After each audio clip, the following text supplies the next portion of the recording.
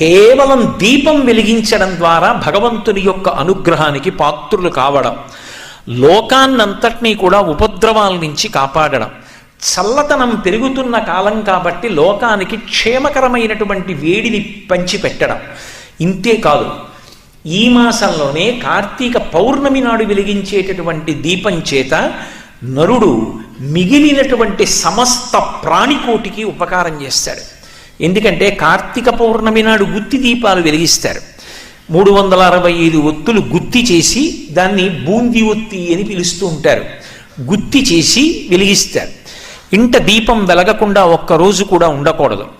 ఏ కారణం చేతనైనా ఇంట దీపం లేకుండా ఇల్లు తాళం వేసి ఉన్నటువంటి దోషం పరిహరింపబడడానికి 365 ఒత్తులు, అంటే ఒక రోజుకి సిద్ధపడిన వాడిని 365 రోజులు ఇల్లు తాళం వేసి దీపం లేకుండా వెళ్ళిపోవడానికి సిద్ధపడగలిగినటువంటి